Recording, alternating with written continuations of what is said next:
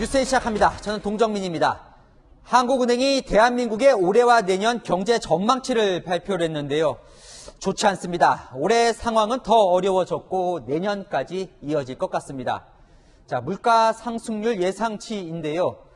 물가 안정 목표가 2%거든요. 올해 24년 만에 5%를 넘기고 내년 역시 고공행진을 한다는 거죠. 성장 엔진도 싣고 있습니다. 경제 성장률 전망을 보면 2%대 저성장인데 내년이 더 힘들 걸로 예상했습니다. 이런 압박 속에 금리를 또 올렸는데요. 4번 연속 올린 건 1950년 한국은행 설립 사상 처음 있는 일입니다. 김승희 기자입니다. 오늘 금융통화위원회는 한국은행 기준금리를 2.25%에서 2.50%로 25bp 인상하여 통화정책을 운영하기로 결정하였습니다. 한국은행 금융통화위원회가 오늘 기준금리를 0.25%포인트 올렸습니다. 1999년 기준금리 도입 후 사상 처음 4번 연속 인상을 단행한 건데 최근 1년 새 2%포인트가 올랐습니다. 가파른 금리 인상은 멈출 기미가 없는 물가 상승세 때문. 한은은 올해 소비자 물가 상승률 전망치를 석 달 만에 4.5%에서 5.2%로 대폭 올려잡았습니다. IMF 금융위기 때인 1998년 이후 24년 만에 최고 수준입니다. 농산물 등의 가격 상승폭이 확대되면서 한해는 물가 상승 압력이 내년 초까지 이어질 것으로 전망했습니다. 정점에 이르더라도 물가 수준이 5%대를 유지할 가능성이 굉장히 크고 하반기 물가 상승률이 평균적으로 한 5.9% 정도 유지될 것으로 저희가 보고 있습니다. 고물가 고금리의 영끌족의 시름은 더 커졌습니다. 9천만 원을 받았거든요. 처음에 받았을 때가 3.8%예요. 이제 7, 8%가 되니까 좀 걱정이 되죠. 봉급은 똑같은데 나가는 돈이 이제 몇 배가 더 나가니까.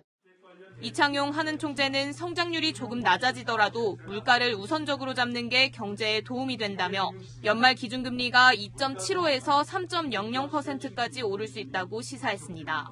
한은은 올해 경제성장률 전망치를 기존 2.7%에서 2.6%로 내년 성장률 전망치는 2.4%에서 2.1%로 낮췄습니다. 추가 금리 인상은 가계와 기업에 더 큰 부담이 될 수밖에 없다는 지적도 나옵니다. 채널A 뉴스 김승희입니다. 소상공인들 삶을 챙기는 것이 국가의 존재 이유다. 이렇게 말하며 윤석열 대통령이 오늘 전통시장을 찾아서 이 소상공인 지원책을 발표했습니다. 현장에서 온라인 판매 라이브 방송에 깜짝 출연도 했다는데요. 송찬욱 기자가 전합니다. 정부가 소상공인 지원을 강화합니다. 고금리 대출을 저금리로 전환하고 영업 정상화와 재창업 지원 등을 위해 58조 원을 투입합니다. 2천만 원의 경영 개선 자금 지급 대상도 늘려갈 방침입니다. 매출 감소와 부채 증가로 어려움에 처해 계신데 저는 이분들의 삶을 단단하게 챙기는 것이 국가의 그리고 정부의 존재 이유라고 생각합니다. 윤석열 대통령은 온라인 판매가 활성화된 전통시장도 방문해 현장을 점검했습니다. 채팅으로 소비자와 소통하면서 상품을 판매하는 라이브 커머스에도 깜짝 출연했습니다. 품질은 대통령께서 보증하실 겁니다. 저도 어제 주문했습니다. 윤 대통령은 소상공인들이 우려하는 대형마트 의무 휴업 폐지에 대해선 당장은 현행을 유지하면서 다양한 의견을 수렴하겠다고 밝혔습니다. 채널A 뉴스 송찬욱입니다. 간만에 반가운 소식도 있습니다. 13년 만에 원전 수주를 따냈습니다. 이집트 사업인데요. 규모가 크진 않지만 이 원전 경쟁력을 확인한 의미가 있습니다. 이 사막에 원전을 지어본 나라가 우리밖에 없다니까요. 앞으로 줄줄이 예고된 이 원전 수주에도 청신호가 켜졌습니다. 안건우 기자입니다. 아랍에미리트의 바라카 원자력 발전소. 우리 독자 기술이 집약된 최신 3세대 원전인 동시에 세계 최초로 사막에 만든 원전입니다. 한국 수력원자력은 13년 만에 다시 초대형 원전 수주에 성공했습니다. 지중해에 접한 아랍의 사막 이집트 엘다바. 알렉산드리아에서 140km, 수도 카이로에선 290km 떨어진 해안 도시입니다. 러시아가 5년 전 이곳에 원전 4기를 짓는 사업권을 따냈는데 건설 파트너로 한수원을 최종 낙점했습니다. 사막이 처음인 러시아로선 바라카 원전을 건설한 우리의 노하우가 필요했던 겁니다. 사막의 원전을 건설해본 나라가 없어요. 러시아가 전 세계 원전 시장을 휩쓸었지만 러시아마저도 우리나라의 기술력을 믿고 따를 수밖에 없다. 전체 사업비는 39조 원가량, 이 중 한국 수력 원자력 몫은 최소 2조 원 이상입니다. 원전 4기에 달린 80개가 넘는 건물과 구조물을 짓고 기자재를 공급하는데 국내 원전 대장인 두산 에너빌리티가 시공을 맡습니다. 여기다 200개가 넘는 국내 협력사들도 참여할 예정이어서 낙수 효과는 그만큼 클 수밖에 없습니다. 한수원뿐 아니라 국내 많은 업체들과 함께 수행하는 프로젝트로 추가적인 원전 수출을 이뤄낼 수 있도록 더욱 노력하겠습니다. 우리가 노리는 다음 원전 시장은 40조 원 규모의 폴란드와 이웃 체코, 아랍권인 사우디아라비아로 사업 규모만 60조 원에 달합니다. 탈원전으로 꺾였던 날개를 다시 펴고 세계적인 경쟁력까지 입증한 만큼 60조 수주전에서도 보다 힘을 받을 것으로 보입니다. 채널A 뉴스 안건우입니다. 어제 민주당 중앙위원회가 당원 개정을 부결시켰다는 소식 전해드렸는데요. 하루 만에 당 지도부가 다시 올려서 당무위원회를 통과했습니다. 내일 중앙위 통과를 다시 시도하겠다는데요. 이 권리당원 전원 투표는 빼고 이재명 방탄 논란이 있는 당원 80조는 통과시키겠다는 건데 당내에서도 꼼수라는 반발이 나왔습니다. 한수아 기자 보도 보시고 아는 기자로 이어갑니다. 민주당은 오늘 오후 당무위원회를 열어 당원 개정안을 다시 의결했습니다. 어제 중앙위원회가 당원 개정안을 부결시킨 지 하루도 지나지 않아 재추진 절차를 개시한 겁니다. 이번에 다시 의결한 당원 개정안은 부결된 개정안에서 권리당원 전원투표 조항만 뺐습니다. 이재명 방탄용 논란을 빚고 있는 기소 시 당무위 판단으로 직무정지 처분을 번복할 수 있도록 하는 당원 80조는 그대로 담겼습니다. 비명계는 절차상 문제가 있다고 비판했습니다. 보다 심도 깊은 토론과 찬반 토론 그리고 수기가 가능해졌다라고 했었던 제 판단은 그냥 어제 하루의 판단으로 끝난 것 같고 그걸 좀 아쉽게 생각합니다. 꼼수다라고 문제를 제기하는 분들도 많습니다. 근데 문제 없는 거니까 이건 올린다. 이것도 관심법이에요. 친명계는 절차에 문제는 없다며 새 지도부에서 권리당원 전원투표까지 재논의하겠다고 응수했습니다. 전당원 투표도 반영이 안 되는 그런 새로운 지도부 구성 즉시 저는 개정 발의해야 된다고 봅니다. 이재명 의원은 최고위, 중앙위, 당무위 등 민주당의 대의원제 자체에 대한 수정 가능성을 언급했습니다. 선출 방법을 혁신적으로 바꾸고 거기에 대해서 권리당원보다 지금 몇십 배 이렇게 권한이 부여되는데 그걸 좀 더 비중을 조정한다든지 이 방법도 있겠고 그래서 그건 좀 우리가 같이 한번 의논하면 좋겠습니다. 당무위를 통과한 당원 개정안은 내일 오전 다시 중앙위 표결을 거칩니다. 채널A 뉴스 한수아입니다.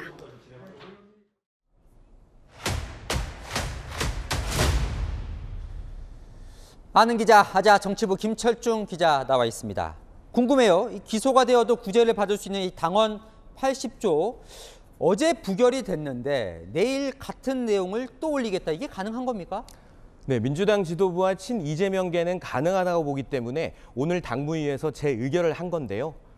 하지만 일반적인 법 원칙대로라면 잘못됐다고 볼 수 있습니다. 국회법에는 일사부재의 원칙이 규정되어 있습니다. 부결된 안건은 같은 회기에 다시 올릴 수 없다는 건데요.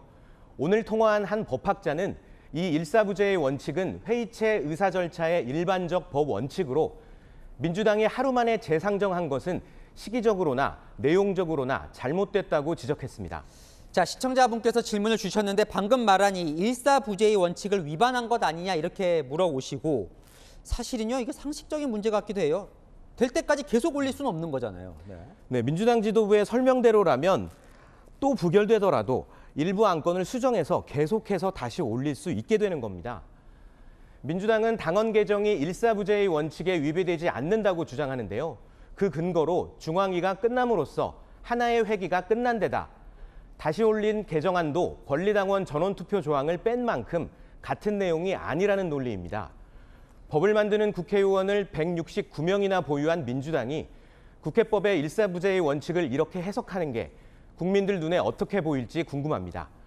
당장 당내에서도 지도부가 일사부재에 대한 해석을 잘못하고 있다는 비판이 나오고 있습니다.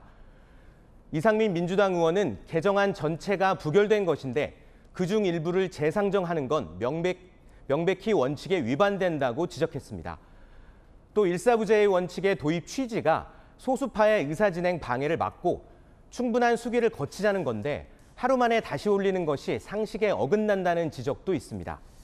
또 하나요. 이 당규를 보면 중앙위 소집은 5일 전에 해야 한다고 되어 있다면서요. 이번에는 그럼 전날 공고를 해서 다음날 바로 하는 건데 이건 괜찮은 겁니까?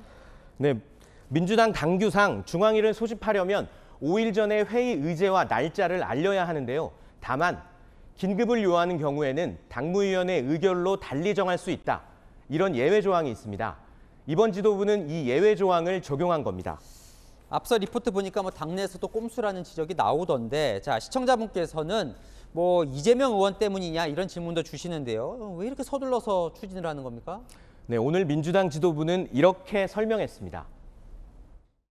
충분한 논의가 됐던 이견이 없는 당원 개정안은 우리 비대위에서 해결을 하고 마무리하고 가는 것이 맞다라고 판단한 설명도 있었습니다. 그동안에 우리가 전준희 비대위 그리고 당무위 중앙위에서 노력을 한 만큼에 대한 정리는 필요할 거라고 보입니다. 비대위가 시작했으니 비대위가 마무리하는 게 맞다는 취지인데요. 당 안팎에서는 이재명 대표 체제에서 고치게 되면 방탄용 셀프 개정이란 비판이 나올 수 있어 그 전에 끝내려는 거다. 이런 얘기가 나옵니다. 전당대회가 3일 남았으니 3일 내 끝내려면 서둘러야겠죠.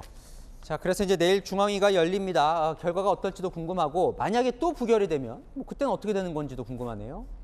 네, 가장 논란이 컸던 권리당원 전원투표 조항이 빠진 만큼 통과될 가능성이 커 보입니다.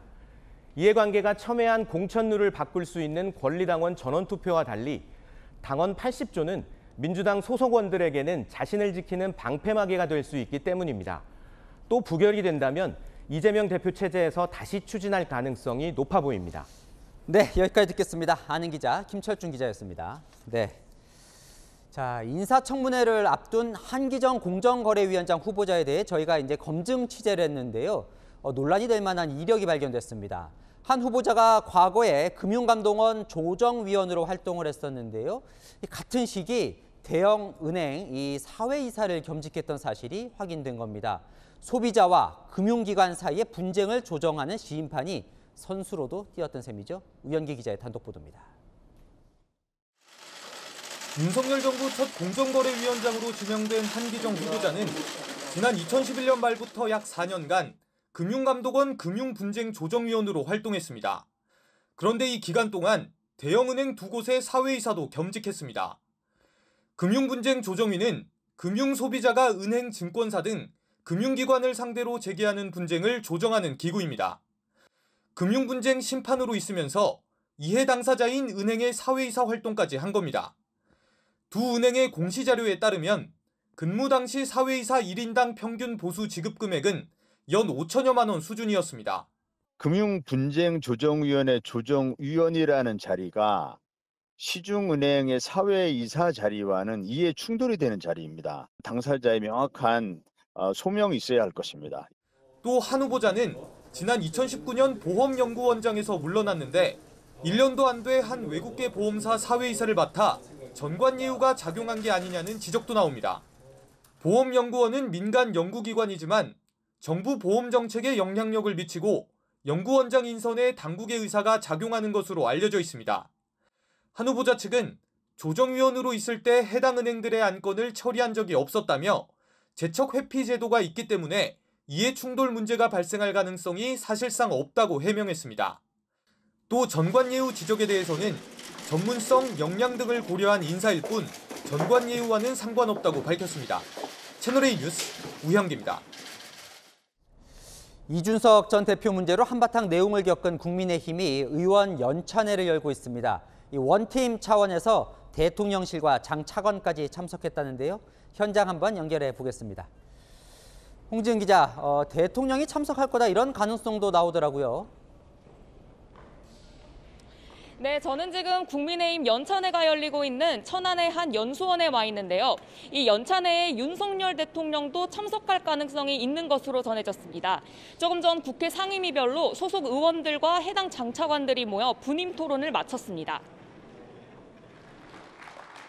오늘 연찬회에는 국민의힘 의원 115명 가운데 해외 출장자를 제외한 101명이 참석했습니다. 한동훈 법무부 장관을 포함한 장차관 39명과 김대기 대통령 비서실장 등 대통령실 참모진들도 총출동했습니다.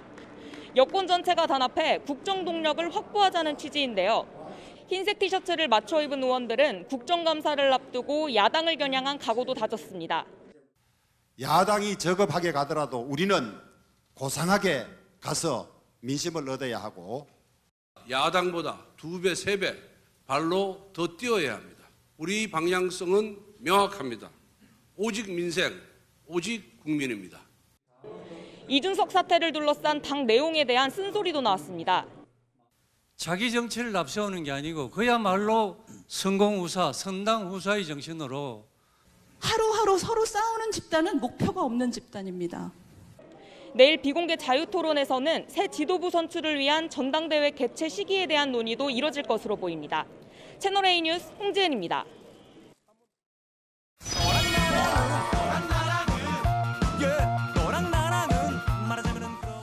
여랑야랑 정치부 최선 기자와 함께합니다. 첫 번째 주제 보겠습니다.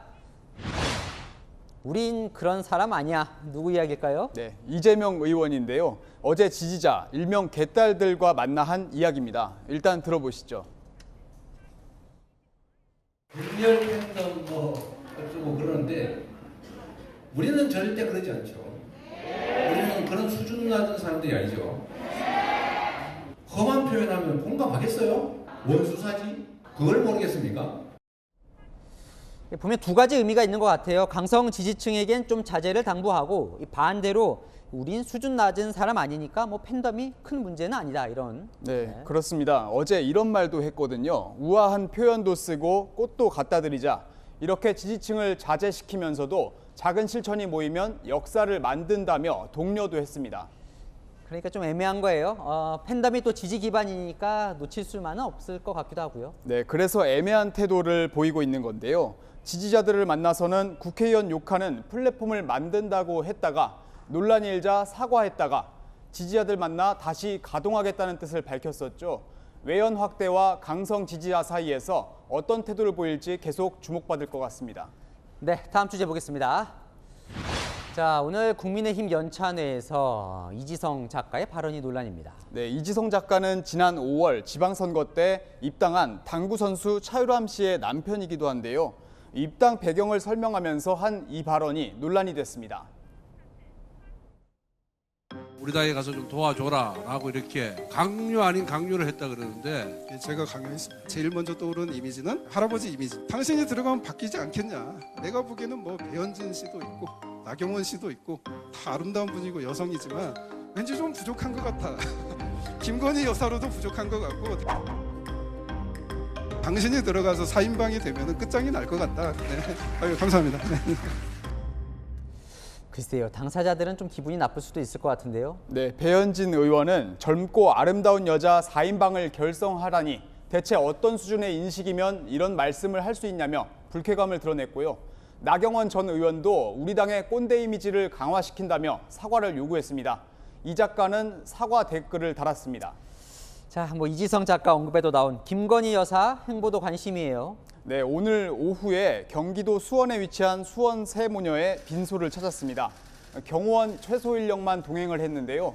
위패 앞에 국화를 올려 조의를 표하고 빈소를 지키던 원불교 성직자들에게 감사 인사를 전하기도 했습니다.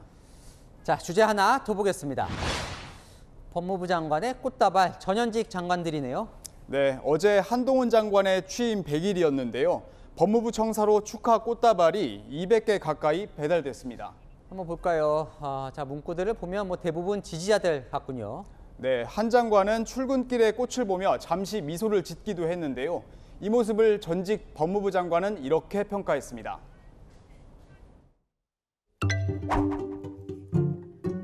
저도 꽃바구니 뭐 화환 엄청나게 받았는데 법무부 청사 앞에다 쭉 도열시킨 그런 생각이 있다면 그렇게 할 수도 있어요. 근데 그렇게 하지 않았습니다. 그럼 어제는 갖다 도열시킨 거예요? 그게 저거는 저기다 갖다 놓은 겁니다. 저렇게 배달되지 않아요? 참고로 박범계 의원이 장관 때는 보시는 것처럼 법무부 청사 내에 응원 화환이 놓인 적이 있었습니다. 그러니까 저 말은 한동훈 장관이 자랑하듯 청사 앞에 갖다 놓았다는 건데 기억을 더듬어 보면 추미애 전 장관 때도 저렇게 놓았던 것 같거든요. 네, 그렇지 않아도 그 질문이 나왔는데요. 박범계 의원 뭐라고 말했을까요? 추 장관 때도 저런 거 본 것 같은데 추 장관이 이렇게 쭉 보시면서 가는. 뭐 제가 추 장관님 그건 모르겠지만 2020년 11월 추미애 당시 장관은 법무부에 절대 지지 않는 꽃길이라며 SNS에 응원 꽃다발을 소개하기도 했습니다. 마음 놓고 정부 비판을 하고 싶어도 민주당의 과거가 자꾸만 발목을 잡는 모양새입니다. 네, 지금까지 여랑야랑이었습니다.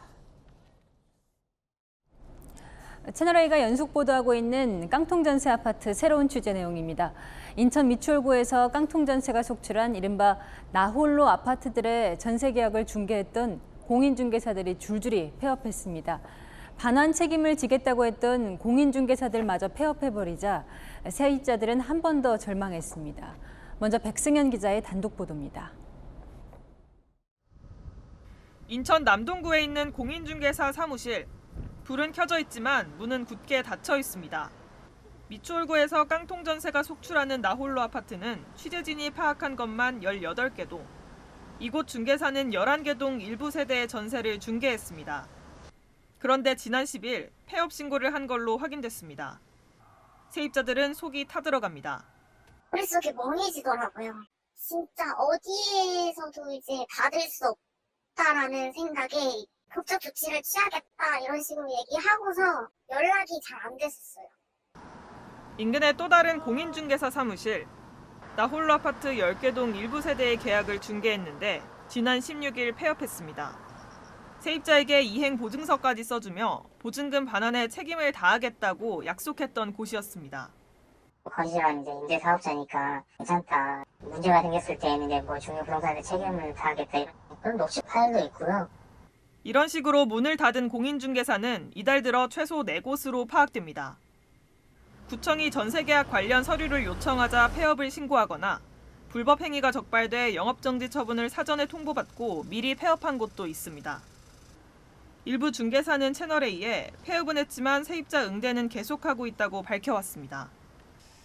미추홀과 남동구는 경찰의 요청을 받고 관련 공인중개사들의 정보를 인천경찰청에 넘겼습니다. 채널A 뉴스 백승현입니다. 깡통전세 세입자들은 공인중개사들이 써준 이행보증서라는 서류를 믿었습니다. 중개인이 보증금 반환 책임을 다하겠다고 명시돼 있지만 결국 무용지물이었습니다. 이어서 김지윤 기자입니다. 채널A가 확보한 이행보증서입니다. 계약 기간 중 임차인의 권리가 침해되면 공인중개사가 보증금 반환의 책임을 다하겠다고 적혀 있습니다. 인천 미추홀구 아파트에 담보대출이 너무 많이 잡혀 있어서 계약을 망설이자 공인중개사가 안심시키며 써준 겁니다. 하지만 해당 아파트는 경매로 넘어갔고 공인중개사는 폐업했습니다. 최근 폐업한 인근의 다른 공인중개사도 중개사고 시 임대차 계약의 보증금 보전을 책임질 걸 확인한다는 이행보증서를 써줬습니다. 전문가들은 모호한 문구가 많아 실효성이 떨어진다고 말합니다. 중개사고가 발생했을 때 책임진다고 이제 규정이 되어 있는 것이지 무한정 책임질 수는 없는 거다. 뭐 이런 식으로 반박을 하고 피해 나갈 수 있을. 실제로 중개사 측도 발뺌을 하고 나섰습니다. 이거는 중개사고가 아니기 때문에 거기 협회에다가 인정받을 수 없다. 이런 식으로 얘기를 했거든요. 전문가들은 이행보증서 자체가 이례적이라고 지적합니다. 중개 수수료 얼마 되지도 않는데 그거 받으려고 그렇게 큰 책임을 지지는 않거든요, 상식적으로도. 이행보증서를 근거로 소송을 제기할 수는 있지만 공인중개사의 변제 능력이 떨어지면 사실상 무용지물이란 지적도 나옵니다. 채널A 뉴스 김지윤입니다. 시청자의 제보로 만든 뉴스 전해드립니다. 오늘은 충남 당진의 현대제철 공장에서 강한 염기성 침출수가 흘러나온다는 제보가 들어왔습니다. 성분을 분석해보니 사람이 섭취하면 바로 화상을 입을 수 있는 수준으로 나왔습니다. 김태현 기자가 취재했습니다. 하천 바닥이 하얀 가루로 뒤덮였습니다. 어디서 나온 건지 따라가 봤습니다. 근처 현대제철 당진 공장과 연결된 수로에서 가루가 나오는 모습이 포착됩니다. 이곳은 수로 아닙니다. 바닥 전체가 희뿌연한데요. 신발로 바닥을 긁어보면 이렇게 침전물이 일어나서 물이 금방 탁해집니다. 리트머스 종이를 담가봤습니다. 노란색 부분이 염기성을 나타내는 분홍색으로 변합니다. 또 다른 수로도 점검해봤습니다. 역시 하얀 가루가 쌓여 있고 죽은 물고기가 떠내려옵니다. 최근 집중호우가 내린 이후 이런 현상은 더 심해졌습니다. 냄새도 심했고요. 아주 침전물이 지금보다도 더 많이 나왔어요. 주민들은 공장 옆 매립장을 지목합니다. 철광석에서 철 성분을 뽑고 남은 슬래그 골재가 쌓여 있습니다. 석 달 정도 보관해 독성을 뺀 뒤 건설 자재 등으로 재활용하는데 이번에 많은 비가 내리면서 골재 침전물이 쓸려 내려왔다는 겁니다. 매립장 안에 보면요, 이 관이 2개가 있어요. 이 우수관으로 연결된 관입니다. 거기에서 바로 열로 지금 나오고 있는 관이에요, 이게. 금강유역 환경청이 침출수를 분석해보니 pH 농도 12.3이 나왔습니다. 이 표백제와 맞먹는 수준으로 인체에 큰 해를 미칠 수도 있습니다. 식물이나 동물의 생육에 영향을 충분히 줄 수가 있고요. 섭취를 하게 되면 내장에도 화상을 입을 수가 있는 수준이 되겠습니다. 당진시는 현대제철에 침전물 유출을 막는 시설을 설치하라는 이행 명령을 내렸습니다. 현대제철은 채널A에 중화제를 투입했고 해당 슬래그는 전량 회수할 계획이라고 해명했습니다. 채널A 뉴스 김태형입니다. 경북 상주 중부내륙 고속도로는 16톤 식용유로 범벅이 돼 일대 교통이 마비가 됐습니다. 달리던 화물차 추돌 사고가 나면서 물건이 쏟아졌습니다. 배유미 기자가 취재했습니다. 고속도로 한켠에 부서진 대형 화물차가 서 있습니다. 중장비는 고속도로에 쏟아진 물건들을 치우느라 분주하고 비가 내린 듯 도로는 온통 젖어 있습니다. 새벽 1시 44분쯤 고속도로를 달리던 22톤 화물차가 9톤 화물차를 들이받는 사고가 났습니다. 이 차로에 화물차가 고장으로 서 있었어요. 기름 실은 그 차가 뒤에서 추돌하는 사고입니다. 운전자들은 크게 다치지 않았지만 22톤 화물차가 싣고 가던 식용유 수백 통이 도로로 쏟아지면서 16톤에 달하는 식용유가 도로를 뒤덮었습니다. 소방당국은 긴급 방제 작업을 벌였지만 이 구간 차량 운행이 2시간가량 중단됐습니다. 최종 복구는 7시간이 지나서야 마무리됐습니다. 식용유가 있으면은 주변 차량의 운전자가 전혀 예측할 수 없는 상황에서 타이어의 노면 접지력마저도 크게 저하가 되기 때문에 2차 사고나 대형 사고로 이어질 가능성이 상당히 높거든요.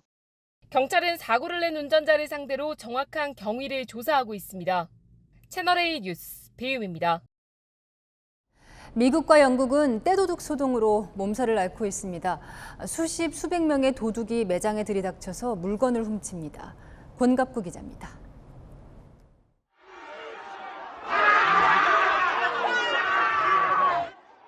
수십 명의 10대 청소년들이 매장 카운터를 점령했습니다. 소리를 지르면 안동을 부리는가 하면 주방에 들어가 계산도 하지 않은 채 햄버거를 훔쳐 달아납니다.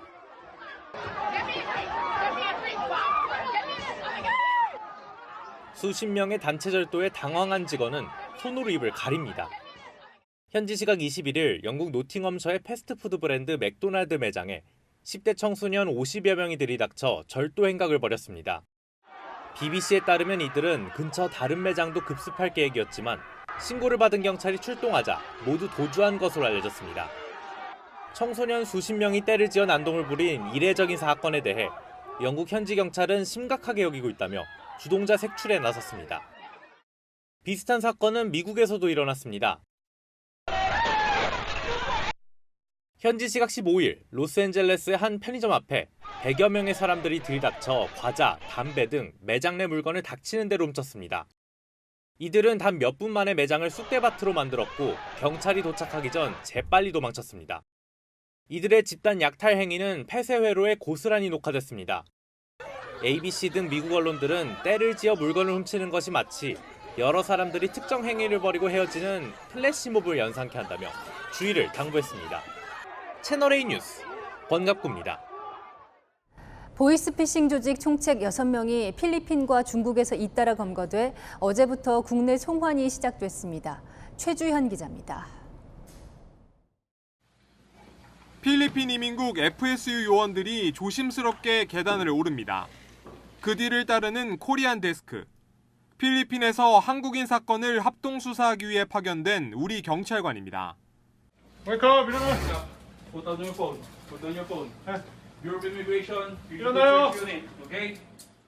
방문을 열고 들어가자 잠에서 깬 남성은 그대로 얼어붙습니다. 다른 남성은 머리가 눌린 상태로 체포됩니다. 보이스피싱 조직 총책과 일당 6명이 경찰 급습에 검거된 것은 지난 5월. 이들은 한도 없는 대출을 해주겠다며 30여 명으로부터 11억 원을 빼돌린 혐의로 인터폴 적색 수배가 내려진 상태였습니다. 필리핀 마닐라 공항이 갑자기 소란스러워집니다. 경찰관과 공항안전요원이 누군가에게 다가갑니다. 필리핀 경찰관이 체포하려 하자 보이스피싱 조직의 대포폰을 납품해주는 일당이 뒷걸음치며 거부하는 겁니다. 결국 체포돼 끌려가는 조직원. 조직원이 체포되자 부총책은 순순히 경찰 손에 이끌려 공항을 나섭니다. 중국에 숨어 지내던 보이스피싱 총책이 인천공항을 통해 송환된 건 어제 오후. 체포영장을 읽어주자 순순히 고개를 끄덕입니다. 저금리 대출을 미끼로 피해자 120명에게 14억 원을 빼돌린 혐의를 받고 있습니다. 올해 경찰이 국제공조를 통해 중국과 필리핀에서 검거한 악성 사기 범죄 조직 총책은 모두 6명. 이 가운데 1명이 어제 압송됐고 5명은 현지에 구속된 상태에서 국내 송환 절차를 밟고 있습니다. 경찰은 총책들의 신병을 확보하는 대로 보이스피싱 범죄 수사를 이어갈 계획입니다. 채널A 뉴스 최주현입니다. 교통사고를 낸 30대 남성이 차량 안에서 자고 있다가 경찰에 붙잡혔습니다. 음주운전이 의심됐는데 알고 보니 마약 운전이었습니다. 신선미 기자입니다. 경찰관들이 도로에 서 있는 흰색 승용차로 다가갑니다. 승용차가 화물차를 들이받은 뒤 연기가 났다는 신고가 접수됐기 때문입니다. 앞부분이 심하게 부서진 차 안에선 운전자가 자고 있습니다. 누가 봐도 음주운전이 의심되는 상황. 그런데 아무리 측정을 해봐도 음주 감지가 되지 않습니다. 연신 횡설수설하는 운전자. 경찰의 눈썰미에 수상한 물건이 포착됩니다. 여기 안에 있는 지금 당신 거예요? 네. 이거 뭐 하는데 쓰는 거예요? 담배 필 때 쓰는 거예요. 손가락 길이의 빨대와 흰색 가루, 필로폰입니다. 연기 흡입하는 거잖아? 네네네. 네, 어떤 연기예요 그게? 정확히는 잘 모르겠습니다. 운전자인 30대 중국인 남성은 잘 모르겠다며 잡아댔지만 검사 결과 마약 양성 반응이 나와 긴급 체포됐습니다. 우통을 벗은 남성이 비틀거리며 캠핑장 화단을 넘나들더니 이내 고꾸라집니다. 경찰에 붙잡힌 20대 남성 3명은 환각 효과가 필로폰의 300배나 되는 LSD를 투약한 상태였습니다. 올 상반기 경찰에 검거된 마약 사범은 6천여 명으로 전년보다 17%나 늘었습니다. 마약 청정국이란 말이 무색해진 상황에서 대책 마련이 시급합니다. 채널A 뉴스 신선미입니다. 새벽 시간 50대 여성이 도로 한복판에 누워 있다가 지나가던 택시에 치여 숨졌습니다. 이 여성을 친 택시기사는 119에 신고만 한 뒤 택시는 남겨놓고 잠적해버렸습니다. 조현진 기자입니다. 오늘 새벽 1시쯤 택시가 속도를 내며 도로를 달립니다. 그런데 뒤에 오던 차량들이 속도를 줄이더니 비상등을 켜고 차를 세웁니다. 한 남성은 다급히 뛰어가며 어디론가 전화를 합니다. 인천 미추홀구의 왕복 8차로 도로에서 50대 여성이 택시에 치여 숨졌습니다. 택시는 이 3차로 도로 위에 있던 여성을 친 뒤 그대로 달아났습니다. 여성은 병원으로 옮겨졌지만 끝내 숨졌습니다. 여기 손님들이 와서 새벽에 팍 들어가는 브레이크 소리가 났대. 그래갖고 사고 났구나 했대. 60대 택시기사는 곧바로 119에 신고했습니다. 하지만 사고 원인과 장소 등을 알리지 않고 중간에 끊었습니다. 누워있는 여성에 대해 별다른 조치도 취하지 않았습니다. 경찰은 기사 자택에서 사고를 낸 택시를 발견했지만 택시기사는 종적을 감췄습니다. 경찰은 CCTV 등을 통해 도주 경로를 분석하고 있습니다.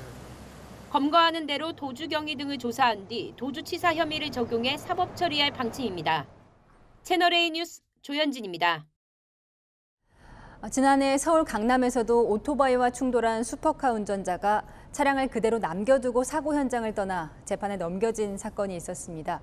그런데 1심 법원이 이 슈퍼카 운전자에게 무죄를 선고했습니다. 재판부가 이렇게 판단한 이유를 손인혜 기자가 정리했습니다.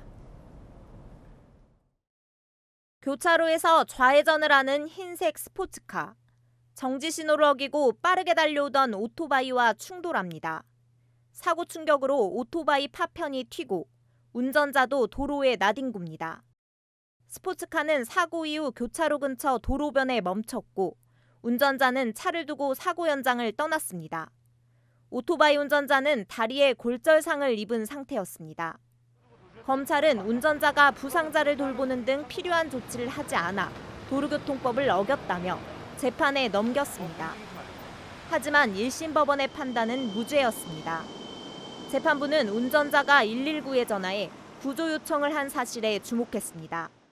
운전자가 출동한 경찰에게 자기 신원을 밝히지는 않았지만 119에 구조를 요청해 구급대가 부상자를 병원으로 옮기는 등 구호 조치가 이뤄졌다고 봤습니다. 운전자는 119 신고 당시 사고 장소와 발생 경위, 오토바이 운전자의 의식 상태 등을 전화로 알렸습니다. 사건 현장에 남아있던 차량과 119 신고 통신 조회로 운전자를 파악할 수 있었다는 점도 고려됐습니다. 119에 신고하는 등 현장에서 피해자를 직접적으로 구할 수 있는 조치를 우선적으로 강조하는데 운전자의 사고 후 조치 의무 범위를 구체화한 판결이라는 평가도 나옵니다. 채널A 뉴스 손인혜입니다. 이번 호우로 침수된 차량 12,000대에 달합니다. 그중 보험에 들지 않은 차량은 폐차 기준도 없고 강제할 수도 없어서 침수 사실을 속이고 중고차 시장에 나올 거란 우려가 많은데요. 정부도 대책을 마련은 하겠다는데 하세월입니다. 박재 기자입니다. 침수 차량이 견인돼 있는 서울대공원 주차장입니다. 현재 400대 정도 남아있는데 견인 차량이나 트레일러에 실려 줄줄이 폐차장으로 옮겨지고 있습니다. 보험사가 판단했을 때 차량 가치보다 수리비가 더 나오면 전손 처리하고 폐차를 결정하는 겁니다. 문제는 보험에 들지 않은 차들입니다. 공업사로 끊임없이 들어오고 있는 침수 차량. 폭우가 내린 지 18일이나 지났지만 바닥과 시트를 만지기만 해도 지금도 물이 흥건히 묻어나옵니다. 자차 보험 미가입 차량은 별도 폐차 기준이 없다 보니 차주가 일부 부품만 바꿔 타겠다고 해도 막을 방법이 없습니다. 수리해서 타고 싶어 하시는 분들이 있죠. 요즘은 기계가 아니에요. 자동차가 전자장치입니다. 시스템에 나중에 오류가 생기고 하면서 문제가 생길 수 있기 때문에 그거는 수리를 안 하는 것이 옳다라고. 하지만 차주에게 폐차를 강제할 수 없다 보니 수리한 침수 차량이 시중에 유통될 수 있다는 우려가 나옵니다. 정부는 부랴부랴 대책을 내놨는데 하반기 중 침수차 폐차 기준을 마련하고 처벌도 강화하겠다는 겁니다. 전손 처리 소유자가 폐차하지 않으면 과태료가 2천만 원, 정비업자가 침수차 정비 사실을 은폐하면 사업정지 6개월에 과징금 1,000만 원 부과 등 철퇴를 내립니다. 하지만 국회에서 개정안 처리가 필요해 빨라야 연말에나 적용될 것으로 보입니다. 채널A 뉴스 박지혜입니다. 자, 이 밤마다 택시 대란 이제 하루 이틀 일도 아닌데요. 서울시가 해결책으로 심야 할증 확대를 검토 중입니다. 택시비를 올려서 코로나로 그만뒀던 택시기사를 불러오겠다는 건데 이 시민들은 교통비만 올라가는 것 아니냐 걱정이 앞섭니다. 홍유라 기자입니다. 낮 서울역 택시 승강장.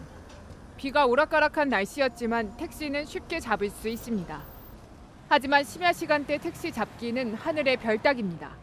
카카오 택시도 안 잡히고 돌아다니는 것도 없어서 12시쯤에 지하철 끊겨가지고 2시쯤에 걸어서 집에 들어갔던 기억이 있어요. 2시간 거리를요? 네. 서울시가 4월부터 개인 택시 부재를 해제하는 등 심야 수송 대책을 내놓았지만 역부족입니다. 코로나19 이전과 비교해 택시 기사가 3만 명이나 줄었기 때문입니다. 결국 서울시가 택시 요금 인상을 검토하고 있습니다. 3년 전 3,800원으로 오른 기본료는 이번엔 4,000원대가 될 것으로 보입니다. 밤 12시부터인 심야 할증 시간을 10시부터로 2시간 앞당기고 승객이 가장 많은 피크타임에는 할증률을 40%까지 올리기로 했습니다. 월급 빼고 모든 게 올라 힘든 서민들은 걱정이 큽니다. 요금이 오르면 저희는 택시 타기가 좀 힘들 것 같은 생각이 들어요. 아무래도 부담스럽지 않습니까?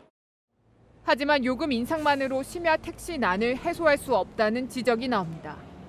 문제의 본질은 경직된 그 택시의 그 공급 시스템이거든요. 새로운 형태의 모빌리티 서비스가 나와야만이 공급이 탄력적으로 될 수 있다고 생각을 합니다. 서울시는 다음 달 5일 공청회를 열어 택시 요금 조정 방향을 공개합니다. 채널A 뉴스 홍윤아입니다. 우리나라는 여전히 코로나 음성 확인서 없이는 입국을 막고 있는데요. 이 제도를 유지하는 건 OECD 국가 중에 한국과 일본이 유일했는데 일본도 이 다음 달 없애겠다고 하죠. 실효성 논란까지 나오면서 우리도 일본, 중국 등 가까운 곳부터 이 폐지하는 방안을 검토 중입니다. 이혜주 기자입니다. 입국하려면 비행기 타기 전 24시간 이내 발급받은 코로나 음성 확인서를 제출해야 합니다. 기내 감염을 막으려는 건데 해외에서 받는 PCR 검사는 상당수가 형식적입니다. 한국에서는 뭔가 깊이 찔러서 눈물이 날 정도로 아팠다라고 하면은 외국에서는 그냥 잠깐 한 3, 4초 정도만 하고 해서 아무래도 신속 항원 검사 할 때보다는 좀 그냥 대충 받는 느낌. 해외여행을 다녀온 사람들은 면봉이 인중에만 닿았다, 코털만 문질문질하는 느낌 등의 글들을 SNS 등에 공유하고 있습니다. 검사를 대충하는 곳에 대한 정보를 공유하기도 합니다. 약하게 하는 곳이냐 해서 저도 수정을 해서 간 거라서. 입국 전 음성 확인서를 제출하는 국가는 OECD 38개국 중 우리나라와 일본뿐인데 일본도 다음 달부터 백신 3회 접종자에 한해 음성 확인서 제도를 폐지합니다. 방역 당국도 입국 전 코로나 검사 해제 논의를 시작했습니다. 다만 각국의 코로나 유행 상황과 비행 시간 등을 고려해 단계적으로 완화하는 방안이 검토되고 있습니다. 아직은 여행객이 많지 않고 지리적으로 가까운 중국과 일본 등이 우선 검토 대상입니다. 입국 다음 날까지 검사를 하기 때문에 입국 탑승 전에 검사한 거랑 큰 차이가 없다고 생각을 해요. 정부는 방역에 미치는 영향을 종합적으로 고려해 발표하겠다고 밝혔습니다. 채널A 뉴스 이혜주입니다. 택시기사를 폭행하고 폭행 증거를 없애달라고 시킨 혐의로 재판을 받아온 이용구 전 법무부 차관에게 징역 6개월의 집행유예 2년이 선고됐습니다. 재판부는 법률 전문가인 이 전 차관이 증거인멸을 시도하는 등 죄질이 불량하다고 판단했습니다. 사공성근 기자입니다. 택시 뒷자리에 앉아있던 이용구 전 법무부 차관. 목적지에 도착했다고 알리는 택시 기사에게 욕설을 하며 목을 조릅니다.